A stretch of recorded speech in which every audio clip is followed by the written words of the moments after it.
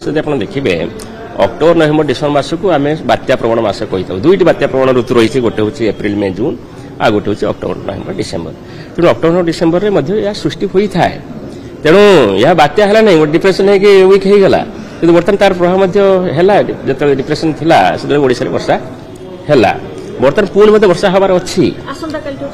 ଆସନ୍ତା ଆଜି ମଧ୍ୟ ସାମାନ୍ୟ ଧରଣର ବର୍ଷା ହେଇପାରେ ଦକ୍ଷିଣ ଓଡ଼ିଶାର ଉପକୂଳବର୍ତ୍ତୀ ଜିଲ୍ଲାମାନଙ୍କରେ, ଏବଂ 24 ତାରିଖ 25 ତାରିଖରେ ମଧ୍ୟ ବର୍ଷା ହେବାର ସମ୍ଭାବନା ରହିଛି।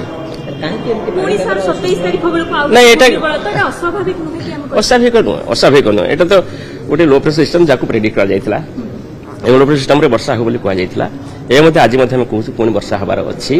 ତେଣୁ ସମସ୍ତେ ସତର୍କ ରହିବା ଉଚିତ, ଯେଉଁ ଯାହା କିଛି ଧାନ ଅମଳ କରାଯାଇପାରେ ଅମଳ କରିବା ଉଚିତ। ନାହିଁ, ବର୍ତ୍ତମାନ ଯେଉଁ ପୂର୍ବାନୁମାନ ରହିଛି ସେହି ଅନୁସାରେ ଏଇ ଯେଉଁ ଲଘୁଚାପ କ୍ଷେତ୍ରଟି ବର୍ତ୍ତମାନ ରହିଛି ଦକ୍ଷିଣ ପଶ୍ଚିମ ବଙ୍ଗୋପସାଗର ଏବଂ ନିକଟସ୍ଥ କେନ୍ଦ୍ରୀୟ ବଙ୍ଗୋପସାଗରରେ, ତାହା ତାମିଲନାଡୁ ଏବଂ ନିକଟସ୍ଥ ଆନ୍ଧ୍ରପ୍ରଦେଶ ଆଡ଼କୁ ମୁହାଁଉଛି। ଏହାର ଡାଇରେକ୍ଟ ଇମ୍ପାକ୍ଟ ଆମ ଉପରେ ନାହିଁ, ଏହା ଦ୍ୱାରା କୌଣସି ପବନ କି ସେମିତି କିଛି ଭୟ ନାହିଁ, କିନ୍ତୁ ତାର ଇମ୍ପାକ୍ଟ ଡାଇରେକ୍ଟ ରହୁଛି ଆପଣଙ୍କର ଆନ୍ଧ୍ରପ୍ରଦେଶ ଉପରେ।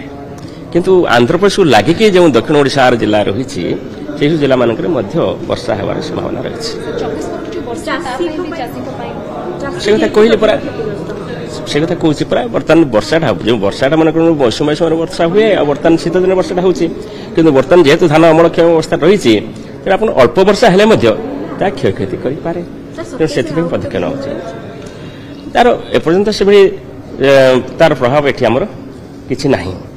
ବର୍ତ୍ତମାନ 26-27 ବେଳକୁ ଗୋଟିଏ ୱେଷ୍ଟର୍ଣ୍ଣ ଡିଷ୍ଟର୍ବାନ୍ସ ଆସୁଛି, ସେଇଟା ଉତ୍ତର ପଶ୍ଚିମ ଭାରତରେ ପ୍ରଥମେ ବର୍ଷା କରିବ, ତାପରେ ପୂର୍ବ ଭାରତ ଆଡ଼କୁ ବର୍ଷା କରିବ। ସେହି ସମୟରେ 28-29 ତାରିଖ ବେଳକୁ ଆମର ଯେଉଁ ପଶ୍ଚିମ ଓଡ଼ିଶା ରହିଛି, ବିଶେଷ ଉତ୍ତର ପଶ୍ଚିମ ଓଡ଼ିଶା, କେଉଁଠି କାଁ ଭାଁ ବର୍ଷା ହେବାର ମଧ୍ୟ ସମ୍ଭାବନା ରହିଛି। ସାର୍, ଏ ବର୍ଷ ଶୀତ ମଧ୍ୟ ଶୀତ ଲହରୀ ଓଡ଼ିଶାରେ ଶୀତ ପରିଲକ୍ଷିତ ହେଇନି।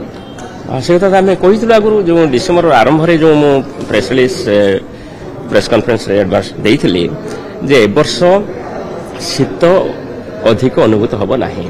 ସାଧାରଣତଃ ଯେତିକି ଶୀତ ଲହରୀ ଦିନ ହେଇଥାଏ ଏ ବର୍ଷ ତାଠୁ କମ୍ ରହିବ।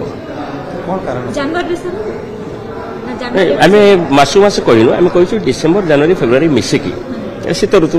ଏଇ ଶୀତ ଋତୁରେ ଯେତିକି ଦିନର ଆମର କୋଲ୍ଡ ୱେଭ୍ ଡେଜ୍ ହେଇଥାଏ ତାଠୁ ଏ ବର୍ଷ କମ୍ ରହିବ। କାରଣ ତ ବିଭିନ୍ନ ପ୍ରକାର ହେଇପାରେ। ଏଇଟା ଗୋଟେ ଡାଇନାମିକାଲ ସିଷ୍ଟମ, 3 ମାସର ସୂଚନା ଦିଆଯାଉଛି ସବୁଥିରେ।